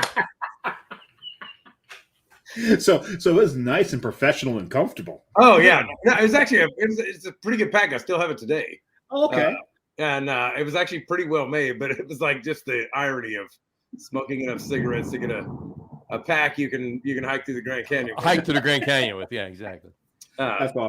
So anyway, we do this. We set off on this thing, and like like any trip we'd ever done, and I will ever do, no matter how hard the beer logistics are, we bring beer. And so this pack I took down there, it was 50 something pounds, all said and done. And 30 of it beer. I learned so much on this trip, but nearly everything that Did you learn this one thing? Which, that when you've been hiking, especially downhill with a pack that heavy, that when you take it off, that first step is a Lulu. Oh yeah, because you're so used to compensating for it that when you take it off, you take that first step. Most people fall flat on their damn face. It's like sea legs, It's hilarious to watch. So, but this trip inadvertently taught us a lot of things. We probably could have done a little research, found out a few of them ahead of time, but.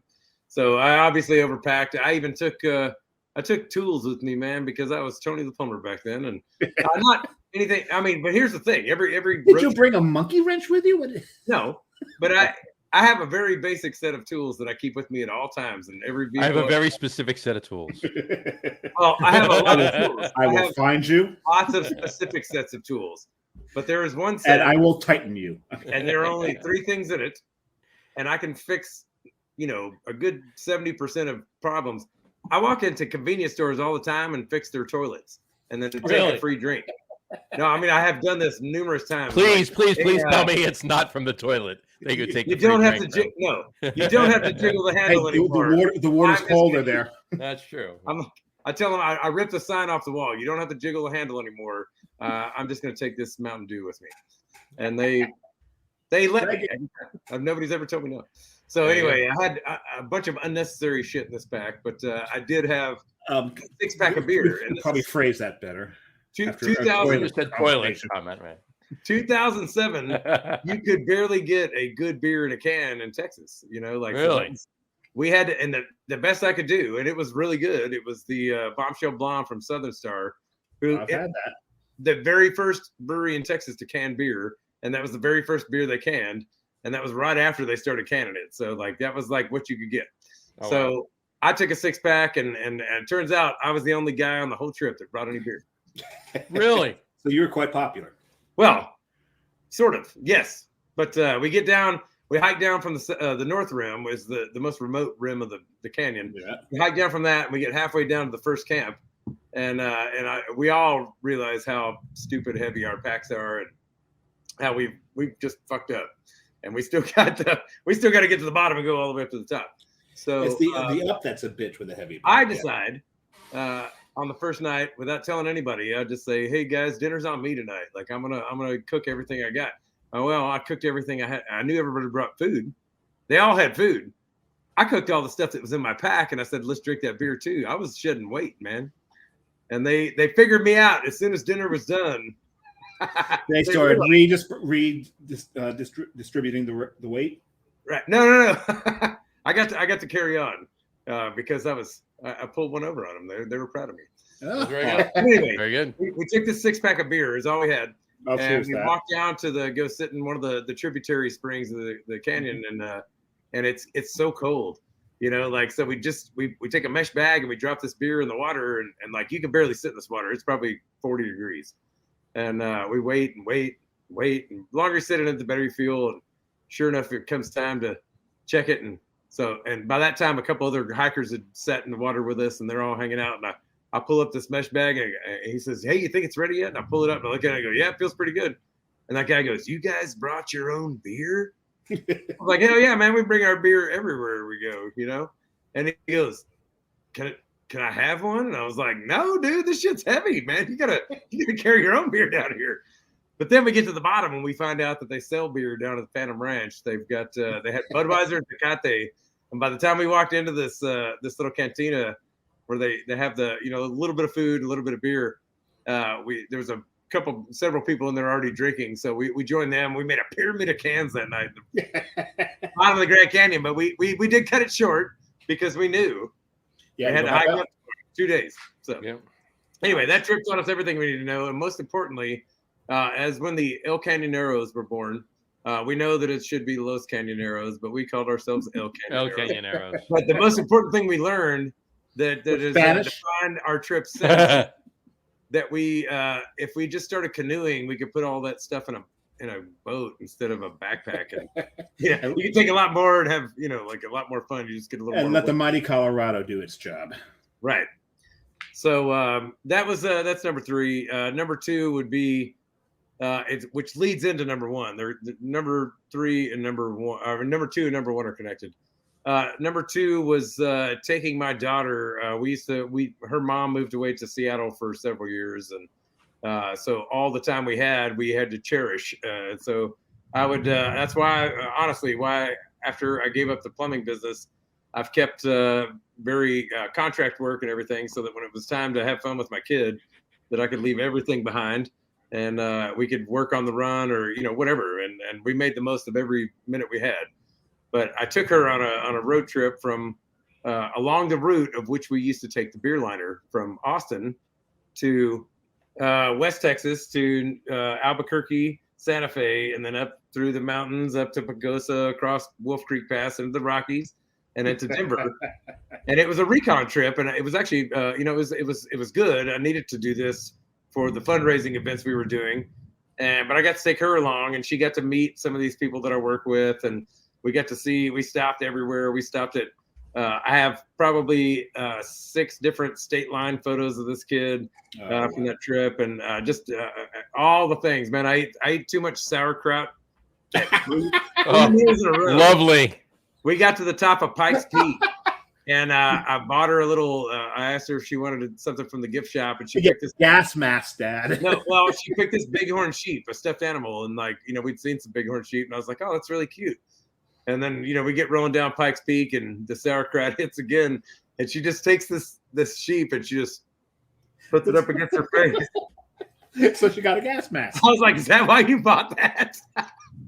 And then so she banned me from eating sauerkraut for the rest of the trip. That's great. But That's on fair. a very a beer-centric journey that I was used to taking, it was the first time I'd taken my daughter, but arguably she knows more about beer than most of the people I've done. I've taught about beer. The kid's been learning it since day one. She's got an incredible palate that she has not ruined like all the rest of us yet. She's probably getting to the point. But what year was that? What's that? What year was that? That was I would say that was probably 2014, if I had to guess. I love that you went through Albuquerque. There's a story with my daughter. I was trying at one point to get her first word to be Albuquerque. And little kids, they can't say, hospital correctly. It's hospital, right? Yeah. Though because of her 2 older brothers, she could perfectly enunciate by 3 zombie apocalypse. Oh. Not pockeyclips, apocalypse. So I figured I could use this. So I taught her that the zombie apocalypse was going to start in the Albuquerque hospital. So one of these days, I really want to take her to Albuquerque, or go to Albuquerque, find some person and pay them to dress like a zombie, find the hospital, and have them in the background while I take a picture and freak her the fuck out. There you go. Well, listen, if you need some help with that, I've got a lot of friends there. We can work on it. I'll let you know. And remember, all you had to do was really just play over and over and over again, play the Weird Al Yankovic song "Albuquerque." Yeah, it didn't work. Yeah. Hey, but if you really want people to think you've been there and you know what you're talking about, you say the Burke. Albuquerque. But, if I had to pick between Albuquerque and Santa Fe, I always pick. We used to rotate every year which one we go through, but the Burke is my favorite, man. It's, well, what about Taos? What do you feel about Taos? Taos is good. I mean, so is Santa Fe for that matter. Skiing Taos is good, but Santa Fe. I prefer things a little less overdone, and Fair enough. Marfa is the equivalent out here, and it is more than any of those in the context of where it sits. It's more than any of those things are to where they sit. Okay. So think about how over the top you might think Santa Fe is in some context, or even Taos for that matter. I'd take Taos over Santa Fe. I don't hate Santa Fe. I got a lot of love for that town, but it's a thing, and it's just not my thing. And I'm okay with that. All right. So you're number one. You're number one. And I have a couple that I had really kind of went back and forth on because I have a lot of fun out in the wild, but I wanted to make this one the truly beer centric one.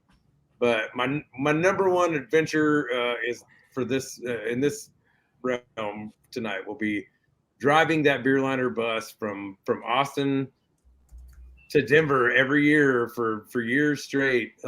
We did some wild stuff, man. Like I wrote a song about this. The old Buck Owens didn't write it, but he's pretty well known for singing it. The Truck Driving Man. Throw another nickel in the jukebox and play that old Truck Driving Man. My grandfather's a truck driver, so yeah, I know it. I rewrote the lyrics of that song to tell, and I'll send you an audio link later. It's not something I've recorded it, but I haven't finished everything, so I'll send you a rough cut. But I rewrote that song to tell the story of us on the Beerliner, and it wasn't at all just me. I mean, there was I would not have done any of these things without the crew and the opportunity. But man, it was some legendary stuff and the lures of Texas beer. To drive this old '74 Bluebird school, a Bluebird tour bus, and it broke down every time we drove it. And just getting it up from Texas, it would break down. We towed it into Denver. We'd do the event anyway. It would sit there for a couple months sometimes, and then we'd get it back to Texas. And it was always something. And in our peak year of doing this, and it became a great fundraiser for men's prostate health awareness. We did a lot of work for that. The guy that owned the bus, his brewmaster had beat prostate cancer twice because of early detection. And so we did a lot of things with that. But in our peak year, it was 2015, I believe. We had beers donated from over 50 breweries across Texas. And we took to Denver across multiple state lines, 387 cases of beer. Wow. And 85 kegs, and we rented out the parking lot across from the Great American Beer Fest. We got a huge chunk of that, almost half of that parking lot, and set up an event there. And people jokingly called it the Great Texas Beer Festival because we did it right outside. I mean, we tailgated the Great American Beer Festival. We had permits to do it, and they knew what we were doing. They allowed it to happen. We weren't trying to. I mean, in earlier years, we were definitely clandestino, but we got on the up and up. And we got all the permits and everything, and but it was a really cool thing. We did blood screenings on site, so people could come in and like get a PSA screening. We had breweries from all over Texas there representing their own beers. Set up at booths. We had the Beerliner pouring beers, Cheech and Chong movies playing on the screen. And on Friday night of the Great American Beer Festival, Dave's not here, man. Guinness does not do. They do not recognize alcohol records. But we shotgunned at least which is ironic. Correct. You shotgunned? No. We shotgunned at least 800 beers. We got everybody. I mean, this parking lot was completely full. It was I wouldn't have believed it if you didn't say that you were involved. So the world's largest shotgun, and I've never found any evidence before or after that like proves anybody's ever done anything close to this. And the audio alone of this thing, just 800 beers, like the wave of that sound. I'm gonna save that somehow. From the one video, almost everybody was shotgunning a beer. Only one guy from Middleton Brewing and down in the Hill Country in Texas. He's the only guy that got any video footage of this entire thing that I've ever seen. All these years later. That's awesome. I'd love to see it. I'd love to put it up on the website. It's still there on Middleton Brewing's Instagram. You just got to scroll way back. Middleton Brewing's Instagram. What year was that about? That was probably there was either 14 or 15. But we raised over $4,000 in 30 seconds for the prostate cancer initiative, and it was. I'm loving the synchronicity right now between your adventures and my family. She brought up Albuquerque. They brought my daughter, but now you're talking. A truck driving song and prostate cancer. Prostate cancer is what took my truck driving grandfather, and so the fact that you did this to raise awareness and money for prostate. Cheers to you, sir. Cheers to you. Yeah, we haven't cheers since the beginning of the show, so cheers. Yeah, right. Yeah, we were like 5 or 6 in the beginning, and then we need. On that note, one of the years when we were on the way up there, we had the Beerliner. We would do a reverse Smokey and the Bandit, The beer liner was the Firebird, right? It's the thing that would attract the attention. So you couldn't keep the beer in there. We got a box truck, like just a unmarked box truck that we kept all the beer in.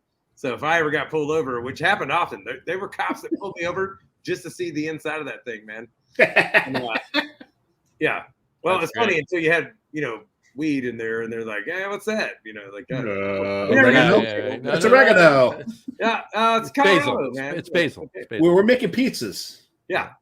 So, but anyway, we get a flat tire in the box truck outside of just south of Chama, New Mexico, which is north of Santa Fe, and there ain't hardly anything there. We get a flat tire there, and outside of town, we have to limp it into town. So I drive the bus ahead, and I can't find anybody that works on tires. And they tell me there's this old trucking yard south of town. So I drive back over there, and I pull up, and no kidding, these three old guys are just sitting there on a couple of stumps, and they're just looking at each other, not even talking. They're just looking at each other. And I pull up in this bus, says beer liner on the side. We got beer taps and TVs and whatnot. And I said, "Hey, they said you guys could fix a tire." And he says, "Well, we used to." And he says, he goes, "On that thing?" I said, "No, that's not on this. We got a truck following us." And he's like, "We ain't got no tow truck." I was like, "Well, we're trying to figure that out too." And he's like, "Well, we'll see." And sure enough, about that time, the guy had limped the truck, and he finally made it to the yard. And these three old guys, they changed this tire by hand. They did it manually. They don't have the equipment anymore. But watching these three old men use crowbars and stuff to peel this tire off the rim, and it was the one on the inside of the dually. And he looked at me and says, "It's always on the inside." And he knew always on the inside. The outside. The outside one's easy to change. You don't even have to take the rim off. You can do it all. Oh. And now we've lost him. Come on, you can do it all. You can do it all. You can do it all. Come back. You can do it all. That sky was all grumbly and growly, and you knew it was a matter of time before we dropped him. Oh, that sucks. Well, you knew where the rest of it was going. Yes, but to hear Tony tell it, it's better. Is part of the adventure. Will he be back? Will he be back? Will he be back? Could he come back?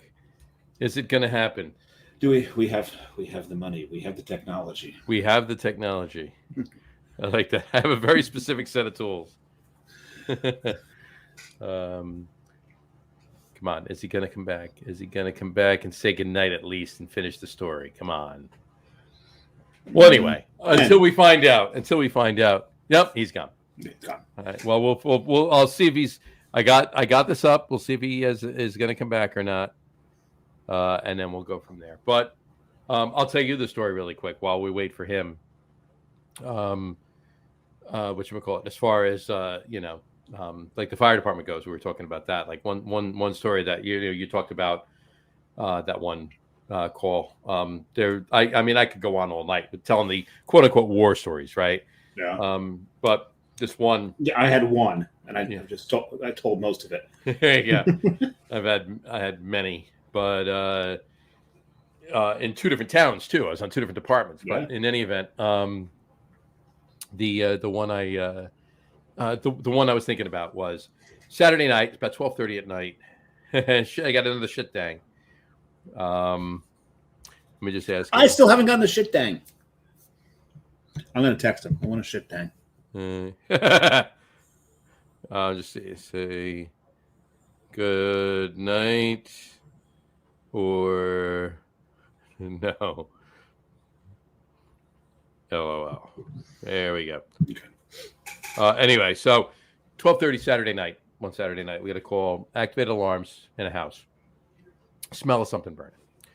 So we get down there, and I'm the first line in.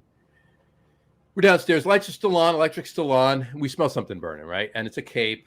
And there's a door to the stairs that go up towards a the Cape side. Cod. It's not a cape that's burning. No, it's a cape. Batman's not on fire. Cape Cod style house, right? So stairs that go up to the side of the house, and then there's the long across for the second floor. Anyway, and then so we head up the stairs, and sure enough, there's a fire upstairs, but it's in the other room in the far back. So I fog vent. The chief says fog vent out the window. Pull the fire out. I saw it. It was the weirdest thing. It's actually like floating out of the room. Right. I turn around, and I couldn't get the hose up around the corner. at that point, and there's like a railing at the top of the stairs going back along upstairs once you get up there, right? So I'm laying on my back and I'm pushing the fire back into the room that it was burning from. It was textbook, right? The truck company goes up, they open up a vent hole. I got the fire knocked down back into that room. I picked the hose up, pull it over the railing, went in, got the fire out. My pack goes off. Me and my partner, my buddy Mark, we go out, and a couple guys go in for overhaul. Fire out, right? Done. So, so we're outside for 20 minutes, 25 minutes, and the chief comes over and says, "You guys want to go back up and check out where you were?" They, at this point, obviously it's all out. Overhaul's done. They get the lights, electric and the lights gone up there, and then so we go back up, and Tony's back. And Tony's back. There we go. Nice. So just finishing the story. So it's a fire I was talking about. And so Mark and I go back up there. Anyway, so it's another room, a second room where the fire was burning. And it came out, right, into the room we were in when we knocked it back in. The whole door frame is burnt away. The whole wall outside that room is all burnt and all singed, right? The ceiling and the walls are all burnt and singed. Right next to the door on that wall that's all burnt and singed is a picture of Jesus. Not burnt. The frame around the picture is all burnt away. The plexiglass, it wasn't glass. It was plexiglass covering of because you see it was all melted down. The picture was perfect. There wasn't a mark on the picture. So that's my weirdest, strangest story about that. Yeah. But we lost Tony in the middle of three old guys fixing fixing the inside of the dually. They're changing the tire, and they get it all done. And I said, well, I've got the boss's credit card, so I've got all the money that we need to pay for anything, but we don't have any cash. And I said, well, how much do we owe you? And he says, $60. And I was like, would you take credit cards? He's like, no, we haven't taken credit cards in 30 years. And so I'm like, well, I don't know what to do. Well, the guy donated a tire. A guy in town, they called a friend of theirs that donated the tire. And the reason he gave us a tire for free because we're doing a prostate cancer initiative, and his grandfather had passed away from prostate cancer, and that was his donation to the cause. So we were down to $48, and we had $42, I think, between us in cash. And so we have to pay these old guys. And I said, I tell you what, I don't have enough money, but can I hook you up with some beer too? Partial trade. And he says, sure. And I opened the back of this truck he's been working on, and it's got 387 cases. Oh! Are you guys bootleggers? Oh, there you go. Yeah. He says, are you guys bootleggers? And I go, well, I mean, I guess sort of. Maybe. Kind of, sort of. Like, not really, but maybe in this particular. So we gave him 6 cases, $42 and 6 cases of beer, and we got our tire and we got back up the road. They made out 6 cases of beer and $42. That's way more than $60. So. Well, for sure, but I knew these guys are probably still sitting on half of that. And that was 8 years ago, right? Right. Yeah. If they're still anyway, the beer lighter was one of the greatest beer adventures of my entire life, for sure. That's amazing. That's awesome. Awesome. All right. So what's coming up for you other than the Vancouver trip and the possible Denver stop off to get together? Well, he's frozen again, John. Is he? Yeah, he is. Oh no, he's back. He's back. That's temporary. We might ought to just say goodbye. This storm is probably the best thing. Well, that's what I was saying. What's up for you other than the Vancouver trip and the possible Denver stop off? Well, I'm going to stick around here, and here I was going to show you what's happening. Oh, that's coming in. That's a dark sky. A little lighter over there. There's the mountains behind me. You can't even see them right now. Normally, you can see the. Oh yeah, yeah, we've seen them before when you've been on. So here, hold on. Here, these are the mountains behind him that you can't see. Here, Tony, put that there. These are the mountains. Those are the mountains. Here they are. Yep. That's the same view from this porch, but you can see a little piece of them back there. But really nice to get some rain out here. So I've got quite a few projects. I'm working on my first photo book out here. Nice. And it's the first show in a while that you haven't sent me like 20 pictures to put up during the show.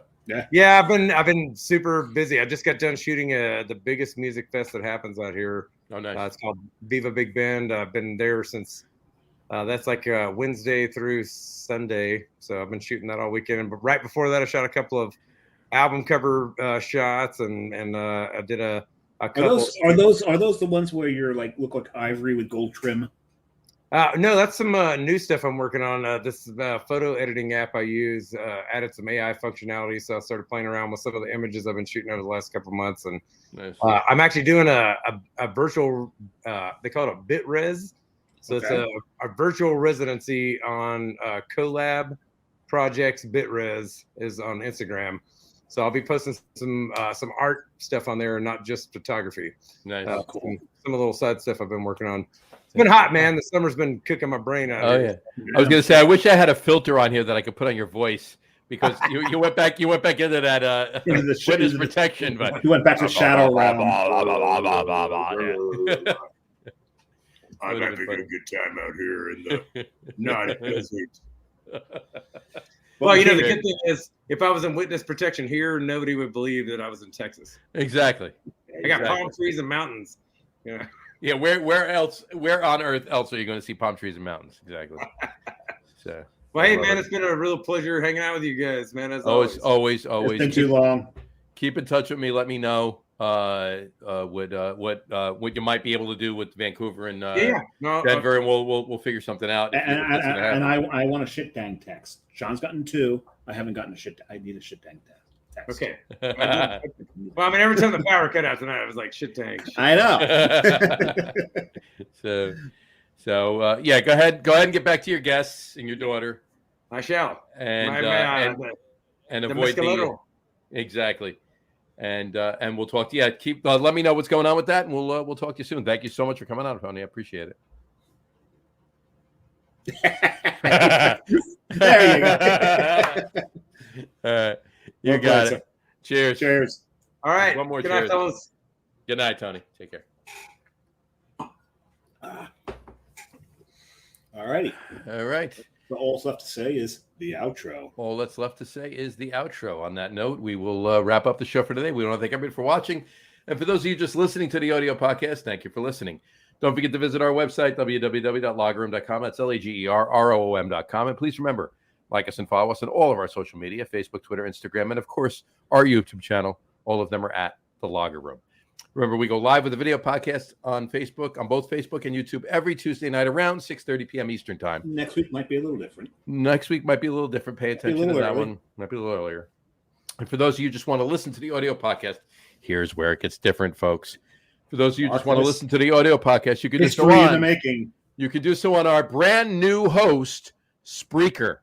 Okay, it is an app, and you can access it through the web. Is it Spreaker or Spreaker? Spreaker. It's SPREAKER.com, and it has. You can download an app too, and you can actually listen to our audio right on Spreaker, as well as Apple Podcast, Spotify, TuneIn, Stitcher temporarily, because Stitcher is going away at the end of August. Yes, it is. Google Podcast, Amazon Music Podcast, iHeartRadio, and some brand new platforms: Castbox, Deezer, Podcast Addict, and Podchaser. Deezer, I like that name. Yeah, it's good. These are some nuts. These are some nuts. There you go. These are some nuts right here. Right. Anyway, if you haven't done so already, please subscribe to one or more of any of those feeds, and you will never miss a show. Again, thanks for following along with us. Have a great rest of your week. Have a wonderful weekend. Don't forget to vote for Dave's how many Guinnesses he's going to drink in Ireland. And so you could possibly win something. And we will talk to you next week, folks. Take care. Cheers. And next week, I'll see you from Ireland. Dave will see you from Ireland. I'll be right here. Right there, in that room. Right here. With all those cans. I might be wearing something Guinness related. I'm not sure yet. We'll have to see. I maybe as well. Exactly. If I want to pack it. If you want to pack it. Exactly. Cheers, folks. Cheers. They found the face down in his waffles, maple syrup dripping from his fake roll. Who did he see when he heard who was there? Now it seems that he shit out of luck. This little penny went to market. This little piggy stayed home. This little piggy's eating corned beef